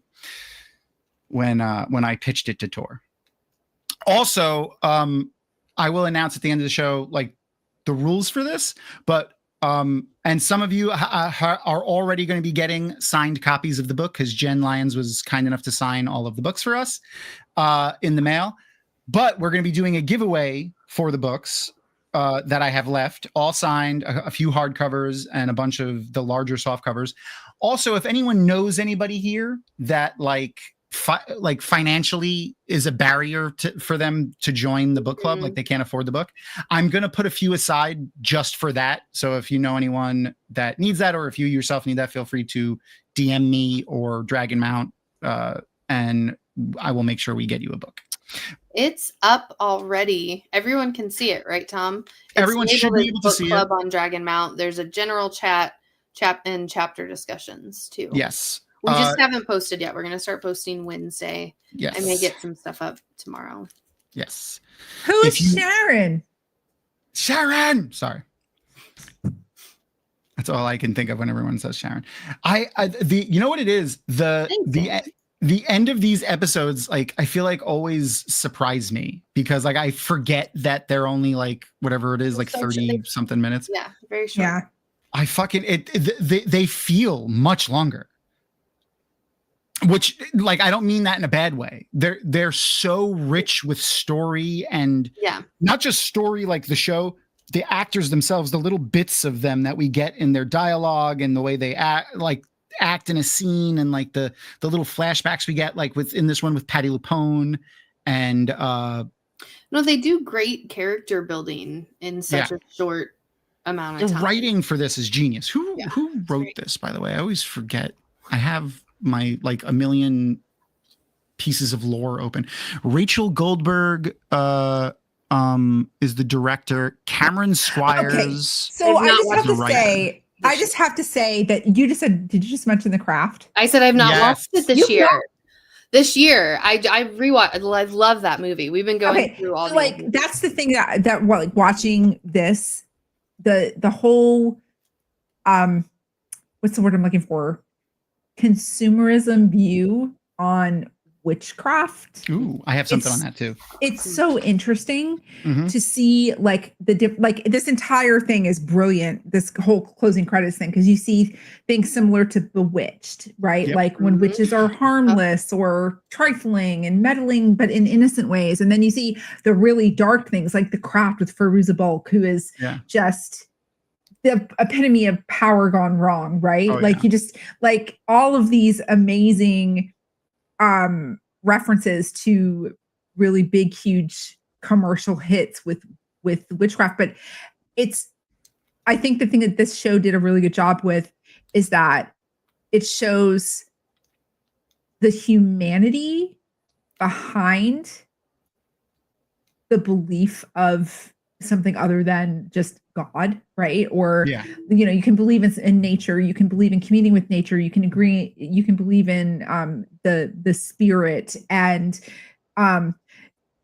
it all ties into the occult and supernatural, but it can be in very positive ways as well, right? Like it doesn't all have to be evil or hats, black hats. And I love, so like you have different types of witches. Every single one of the people that's in the show is a different kind of quote unquote witch or a green witch medium or exactly witch. Right. So I love that. I feel like the craft too, like all they had is that scene of it's so iconic, the scene of the two Fairuza Balk's feet as they dragged across the floor while she was oh my god, that's such a reference in so many things now. Speaking of references, did you notice the Bewitched house is Agatha's house in Westview? Okay, yeah, that's the house in Agatha, and this is the house in Bewitched. It's very similar. It's very 1960s ranch. Yeah. No, I mean, it is physically the same house. The same house. Yes. Updated. Yeah. They changed it a little, but yeah. It's amazing. I mean, it's been used in other TV shows and movies since Bewitched as well, but I just like that they went and used it because it's on their set. So why not? So I had something on that. So I also have been really interested. One of the things I love about Agatha specifically is it plays into the tropes that people use for witches and witchcraft in the modern era, but it does it in a manner that doesn't take them seriously and then corrects them in some ways. So like in this episode specifically, one of my favorite things that I learned when I was younger is she goes in there looking for Eye of Newt. Mm-hmm. And then she says, or mustard seeds, because that's what they were. Because mustard seeds, right. Yeah, and like the toe of a dead man is a mushroom. It's not a dead man's toe. It's not a real dead man's toe. Yeah, right. They literally called it those things. Some of the things were renamed to hide what the women were doing because they were like practitioners of herbal medicines. And during the Dark Ages in Europe, and the era of like making sure women didn't have power all over the world. Yeah. Well, this was, we're coming out of it a little bit, but we're still very not anywhere near out of it. But it's not as bad as, you're speaking at any way against the government, we're going to burn you at the stake. Because that's what they did with, if you want to look up a really interesting piece of history, there's a booklet that the Vatican put out in like the 15th century called the Malleus Maleficarum. Yes. Or Hammer of Witches. And it describes how to spot a witch. And one of the ways was like providing healing, speaking out against the church, things like that. Or foretelling the future, being like, if you don't clean that wound, it's going to fester and you're going to die. And then the person's wound festers and dies. And then they accuse her of being a witch. Like, as they get bloodletted and leached. Yeah. But no, I just told you to wash it and keep it clean. But anyway. Thank you, Aaron. Don't forget to hit like. Oh God, I always forget. Yes, hit the like and the share and the subscribe and the bell. Do all of the things we do. All of the things. Leave a comment. I like reading people's comments later, the nice ones. Mm-hmm. And I love seeing people's thoughts on our nonsense, like the things that like our little theories and things that we say. But anyway, so as some of you know, I had a house to get a few refugees staying with us for almost a year after the hurricanes, and it was a husband and wife and their 6 cats, and both of them are dear friends of ours. Basically, the newfound family. Elda is a practicing witch, and she recently got approved to like oversee and perform rituals for her group that she's in, and teach how to do the rituals. So I asked her if she would like to guest on an episode with us, and she agreed to join, and she's also a teacher herself. Oh, I love that. Yeah. So we have a really strong through line with a lot of teachers on the show. So she agreed she's going to come on for the last episode with the guests that I have lined up for that. And she's going to hang out with us and talk about the things that they got right and the things that they got wrong that she feels like from like modern witchcraft and the things. She loved the show, by the way. She absolutely loved it. But she was excited that I asked her to do it, and she's excited to do it. I think you guys will like her. She's a ton of fun. So I think that'll be fun to actually talk to a real witch about things. So we have that to look forward to. I saw Winner's Lady ask about the book club, so perfect time to do a shameless plug for that. For this this is our inaugural book club.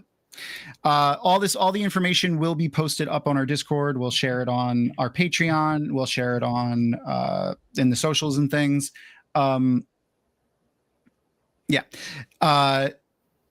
Basically, we're going to do one book a quarter, and we're going to culminate it with several live events for the book club. 2 of them will be just for the book club, and then 1 will be streamed live, and the book club will have like priority seats essentially in the audience and be able to chat directly with the author who will be there, because that will be the thing that we do live stream with, which will be the author interview and Q&A and stuff like that.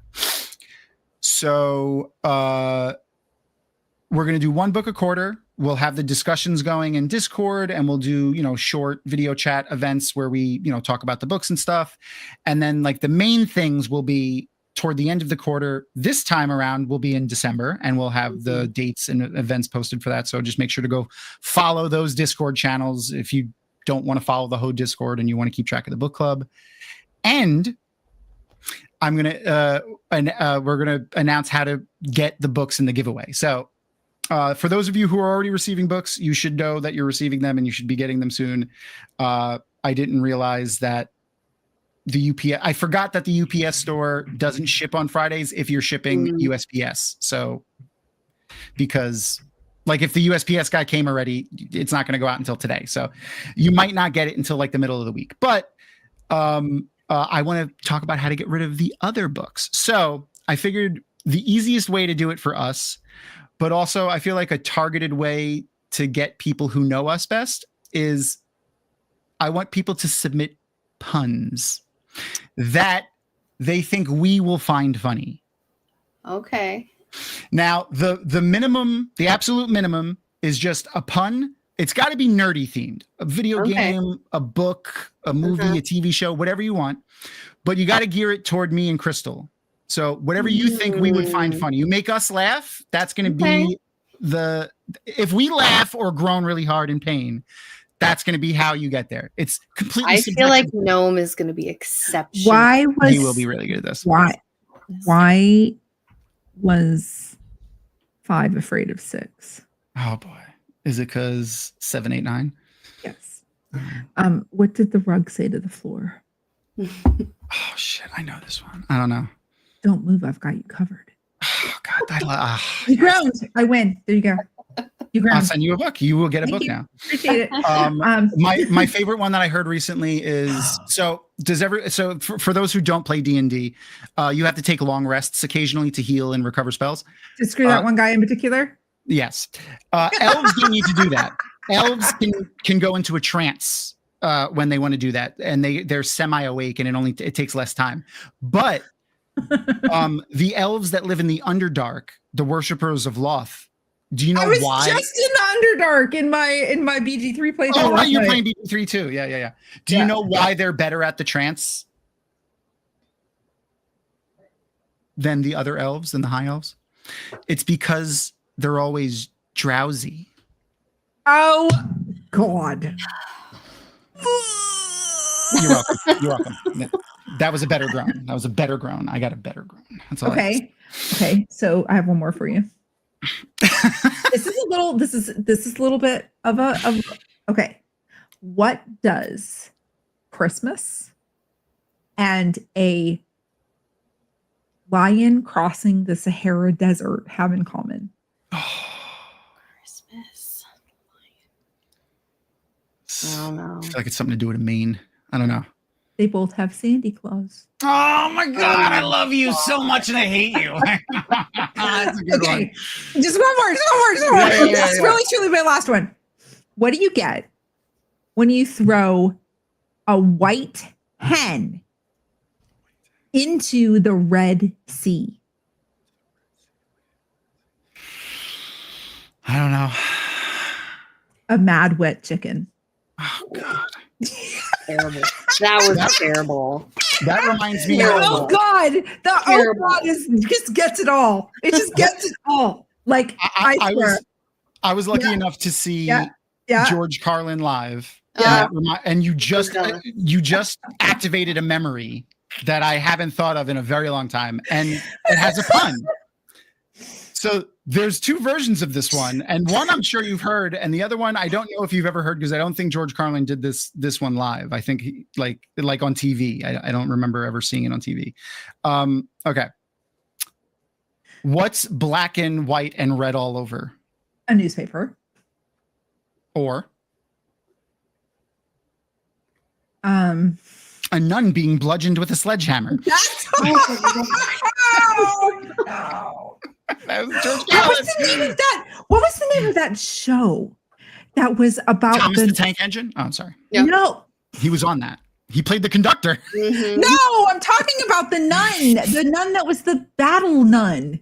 It was only, yeah. it was just on. Not recently. Warrior Nun. I loved it. They canceled it. Nun. I fucking loved that show, and they canceled it. Oh God, a sunburned zebra. Lane is also right. A sunburned zebra. Correct. That is also correct. If two's company and three's a crowd, what's 4 and 5? What? If two's company and three's a crowd, what's 4 and 5? I don't know. 9. Oh God, I hate you. Oh. Especially because it was math. Like the reason why I said what first was because you said those numbers so quickly that they just went in my head. The fact that it was math makes it so much worse. Oh God, I feel like we don't need to play the this or that game now. I can keep going. I won't though, because I know the people are going to start shutting down. They're like, "Oh God, Beth is ridiculous. Beth is ridiculous." It is fantastic though.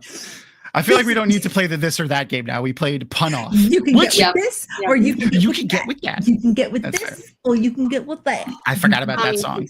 You need to make an intro for our other games. You need to sing. I should just sing them like I did. Oh, now I want to go to like. I feel like I'm in like a millennials or a Gen X's wedding. The black sheep. Who's the black sheep? Sorry. Fantastic. Aaron, can we go into the negative? Is that possible? I'll take it. I'm laughing, so I'm having a great time. I'm having a great time. Me. And that's really why we do this. I will always have you on because I love you.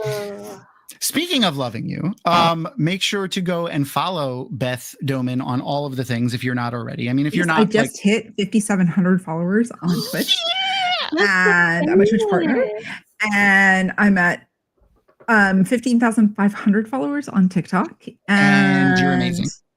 You're amazing, and yeah. So things are, they're going really well. I'm having a good time. I'm having a blast. Building a great community. I'm also going to be. I don't know what Glenn's release schedule is, but very recently, Glenn Geeky Hippie and Matt Stagger have a book reading podcast where we're talking about like classically read books we read when we were young and rereading them and feeling like how we feel about them now. And I've been on 2 episodes. We've been doing the original Drizzt Do'Urden Legacy trilogy. I haven't read those from R.A. Salvatore way back in the day. And so I've been on 2 episodes talking about the first 2 books. Is that on Homeland and Exile? Glenn, just send me the link for that so I could share it. It's not on What the Adaptation, right? It's the other. No, it's I can't remember the name of this podcast, but it's really cool. It's entertaining, and it's been really good. So we're going to be filming or recording an episode for the 3rd book here in the next couple weeks. I also No Garden. I love Catterley. I love Catterley. I love him. Me too. But Drizzt Do'Urden is an amalgamation, and I love amalgamations. I just love exceptions to the rule. But I'll tell you, Drizzt is not the best drow. Jarlaxle is the best drow. And I will die on that hill. Nobody can change my mind. Give me a swashbuckling rogue any day. His hat, his bald head, his earring, I will take him. Thank you very much. That's entirely fair. But Jarlaxle is just and Brigand Arth. Like you just can't beat Jarlaxle and Brigand Arth. I don't care. Minthara was also pretty cool in BG. If you get her, I made Minthara fall off of the bridge and she died. She sank. She fell to her death. I have a little bit of a hot take on Drizzt Do'Urden. All the time. Tonight I learned I'm not really nearly nerdy. Okay, you can nerdiness by association because of your husband.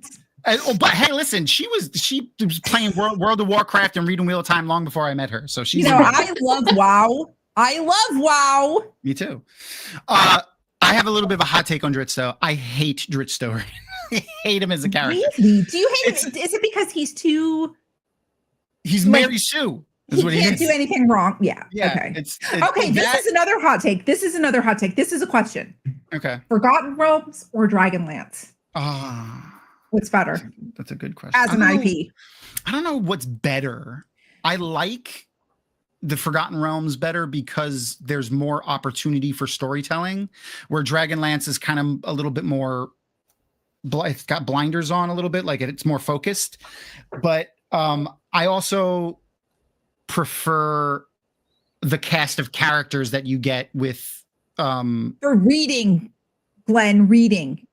For reading or playing. For reading, yeah, I still the same. I would for me the choice is the same for both of those.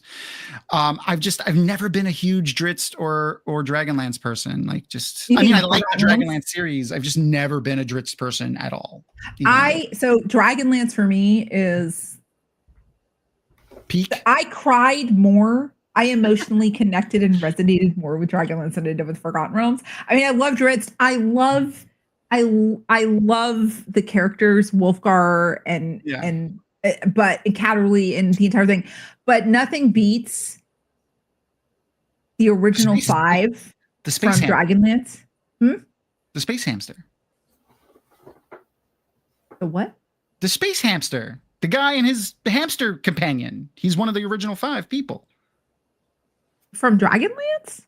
Is he in Dragonlance? I thought so.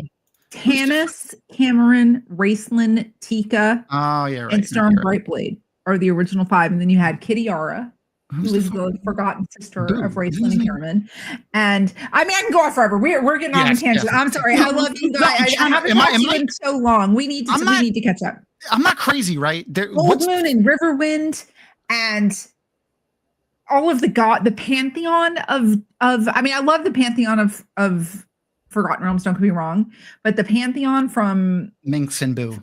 Thank you. Fizban and Tasselhoff Burfoot. And I mean, like, it's just you just can't go wrong with I agree. I do agree. I love the ancillary characters in those books. Yeah.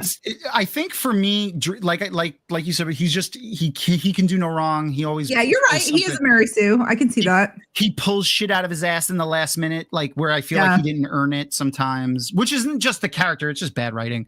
But or not high level. I agree with you there. I agree with you there. I agree. And also a lot of the people that I knew growing up that were like super into Drizzt, like Drizzt fucking fanboys, were not fun people to be around. I think that's kind of what turned me off from it. But Forgotten Realms and the Drow and as a society. Drow. Oh yeah, and the Loth, mental barons on all of that. It's just really amazing. But the whole thing that because it fostered an entire culture that wouldn't have existed like as far back, even in like video gaming, like EverQuest was the first. You could play a dark elf in EverQuest. They didn't call it Drow; they called it dark elves. They couldn't done that. But you could play a wood elf, a high elf, a dark elf, right? And so and they were an evilly aligned race. And there's just been so many really great things to come from the storytelling that Dungeons and Dragons and R.A. Salvatore and authors like him, Margaret Rice, Tracy Hickman, they really revolutionized an entire generation of fantasy storytelling. And I do like the more modern version, like tellings of the drow, and not making it so like racially negative. We talked about that in our recording. We talked about that. Yeah, we talked about that. Yeah, because really good. The coding was kind of shitty back in the day, but it's much better now, and you can still keep the same kind of lore without making it so racially coded. Yeah, exactly. So. And I like what they're doing with it now for sure. Yeah, for sure. Speaking of liking what they're doing with things, I want to re-mention, since I accidentally shared it before, our guest for next week, which is author Ellie Rain, also author of a kind of, I would say, dark fantasy series where all of like, the idea is there's different schools of Grim Reapers. They have different types of jobs that they do, but the idea is the same, having to do something with the dead and ferrying souls. And it's like I wouldn't say grim dark. It's not that dark. It's more lighthearted than that, but it's a great fantasy series. And like she has a fun test you can take on her website, the Necroseme Chronicles, where you can see what order of Grim Reaper you belong to and stuff. She's a ton of fun. We'll see. She's a one tough bird. She's a mom of 2 now, and they're both close in age and they're both really young. But like we went out to dinner when we were at Multiverse, and man, she was like fucking like jumping. She was like one of those moms that it looks like she's a little precognizant, like she was and being able to anticipate everything that the kids were doing while still being an awesome author and having a day job. So yeah, she's just fucking awesome. I love her, and she's a ton of fun. Anyway, I'll stop gushing over Ellie because I have another fun, also blonde person here, which is BethDomon. So Beth, since we already played our pun off game, we don't need to do the this or that game. But what and you've already answered our Inside the Dragon Mount Studios questions. The one question that we have on there that is show themed, I want to re-ask you now before we let you go. By the way, thank you for hanging out with us for almost 2 hours. Thank you for having me. And let me get off tangent and just like catching up with you, like in front of other people. Like this is a conversation Thom and I would have, like just if we were hanging out. It's true. It's absolutely true. It's absolutely my brother from another mother. Yeah, anyway, my sister from another mister. I always think of Pitch Perfect when I say that. The what's the question?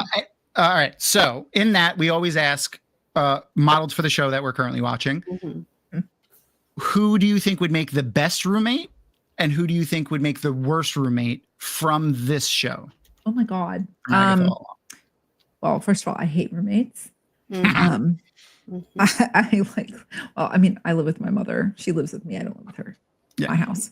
There's like a big distinction. I do not live with my mom. My mom lives with me. There's a big distinction. There is a distinction.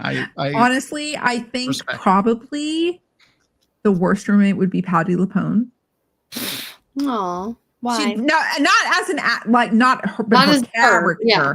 Her character. Her telling you when you're going to die all the time. Yes, exactly. Yeah. And I think the best roommate would probably be the teen, because he would always be trying to give me some practical advice on, like, maybe you could try this magic. He has like a different spin on how the magic works, right? Like a different twist on it. And also, I feel like he would clean up the dishes if you said, "Hey, kid, can you do the dishes?" Like he seems so much more empathic than like almost any of the other ones. Like my favorite thing to Agatha probably would be the worst. She would definitely have the best wine selection. She would, but the other thing is too that one of my comebacks to like people who get saucy with me in chat, like in my games, is go clean your room, brat. I feel like if I had the teen as a roommate, I'd be able to go tell them that, and he would really do it. Like, go clean your room, brat. Like when people say, "Oh my God, it's a woman in this game, go make me a sandwich." I'm like, go make yourself a sandwich, and while you're at it, clean your room, brat. Like that's like a common quip. Who do we follow? The same person. Forgot her name. Redhead. She plays games. She's always got great comebacks at people. Didn't you did something with her group at a con? Oh, Christobite? Yeah. I just played Fortnite with her tonight before I was on with you. That's awesome. That's so cool. She runs a nonprofit called the Rights to Unmute, which is combats misogyny, racism, and toxicity in the gaming space for women and femme presenting people and minorities. Yes. I mean, don't get me wrong. She's amazing. Felicia Day is amazing, but that is not. Felicia Day is also amazing. Yes, but that's not what we're talking about. No. Anyway, what was her name again? Krista Byte. Yeah. Krista Byte. And she is a Fortnite streamer, and she is amazing, and she's beautiful, and I love her. And she has just great comebacks when dudes are shitty and chat. Oh, and Steffi Evans too. That's Steffi Evans. Yes, that's the other one. Steffi Evans. She's the co-founder of Rights to Unmute. Yes, so she's a Call of Duty streamer. Yes, yep, that was the other one. Steffi Evans is hilarious. That's what your mom said last night. She has zero fucks to give. No, for real. Yeah, the comebacks that she has when she's like, "I fucked your dad" and shit is just really funny. It's It's like anyway. So unoriginal, like with the fucking go make me a sandwich thing. I'm like, at least try. Like, God damn, it's so unoriginal. Like, how boring does that get after a while? That's why I just say go clean your room. Yeah, that's good. I like because you're probably 15. Your mom probably told you that already like 12 times today. Don't make me a sandwich. Anyway. So all right. Well, I'm gonna make myself a sandwich because I'm kind of hungry. But nom. Yeah, I'm very hungry. I love all of you awesome nerds, and I love you awesome nerds that are here with me right now, which is why I do this show, because I get to talk to all of these people about nerdy shit all the time. I mean, like, I only got to do it like twice a year when I used to just go to cons, but now I do it all the time, and it's so much fun, and I'm constantly like, I want to say I do feel like a real responsibility to try to provide y'all with entertainment. So if there's ever anything you guys would like us to see or talk about, do a pre-recorded video, Wheel of Time, Agatha all along, MCU, any of the shows that we've watched, especially Avatar: Last Bender, I'll talk about it all day. Feel free to hit us up, comment in the video, join our Discord, drop some comments. We're always on the lookout for things. And if you join our Patreon, you get the opportunity to vote early on the next show we're going to watch, the next movie you're going to watch, and for future book clubs, the next book we're going to read. So make sure to go check that out, as well as all of the Beth things. And let me reshare your link for the charity thank you event, not in the private chat because no one can see that. Stupid. I appreciate it. What are you going to be playing? Or Gamers Outreach. We're doing a spooky streamathon this week. Yay. What are you going to be playing? So I played Fortnite last night. I might play, or tonight, earlier before I got on with you. Might play Fortnite tomorrow night, Marvel Rivals Wednesday morning, Thursday morning, and spooky games on Friday. Phasmophobia, Paranormal Cleanup, maybe some Repo. That's cool. Maybe some, there's another game that somebody wants me to play. It begins with an O. Paranormal Cleanup sounds like or something. I can't remember. It's supposed to be really scary, and I won't sleep for 3 days after. Yeah. I was going to say you don't do well with those scary games. I don't. Oh, I run. I just hide. Yeah, that's me. That's why I don't understand why you still have the zombie jump scares as a choice on your thing, because it gets you every fucking time. And Bean Boozled is the big one right now. Okay. The disgusting jelly beans. Speaking of fun nonsense, kind of dark horror themed games, there's and you reminded me with the cleanup game, there's a game called like Goblin Dungeon Cleanup or something like that. You're basically 2 goblins that are going through like a dungeon, like a D&D type dungeon, cleaning up after the heroes that went after the heroes have been there. That would be a fun game to play for. I mean, I could see it being spooky. There's dead animals all over the place, dead stuff. And some of the traps haven't gone all off, so you never know. Right, exactly. That'd look like fun. Anyway, all right. I love you, awesome nerds. Make sure to go follow Beth and make sure to participate in that charity. If you can't afford to donate, share the link out. Share it on socials. Thank you. I know money is very tight right now, and things are crazy because existential dread just kind of sitting right here all the time. I mean, we heard today we might get a 3rd term as a certain president, not to get political. But get political. I don't say that shit here. No. We don't shy away from politics here. We wear that shit on our fucking sleeves because fuck that. I may have a small platform, but I will use it for good if I can. call your Congress people, call your House of Representatives people, tell them what you think. There are plenty of websites out there that you can do robocalls to them and or get the correct information for who your representatives are. If enough people call them and they have to listen. That's that, like, or at the very least, they'll have to change their marketing, which could cause them to lose the election. And there's all things that we can do. We have to participate. Our lack of participation in government is what got us here. In a lot of ways. That's not the only reason. It's not the only reason, but it's a big reason. It's a big reason. The apathy. That's the word. Yeah. Well, I mean, also being made to feel disenfranchised in voting. Absolutely. Like we were like Gen X, it started with, and into the millennials, and they tried to ramp it up, but Gen Z and Gen Alpha are having none of it. Just making us disenfranchised from participating in it, and thinking our vote doesn't matter and things like that. They successfully did that to 2 generations of people. So we got to get out of that funk. But anyway, we got to screw that one guy in particular. Yes. Fuck Donald Trump. Trans lives, trans people exist. Gay people exist. They matter. They're natural. Abortion is healthcare. And fuck Nazis. Always punch them in the face. That's how I feel. And if anyone doesn't feel the same as me, feel free to leave. Bye. Yeah, I don't care. I love all of you awesome nerds. And say goodnight, Crystal. Good night, Crystal.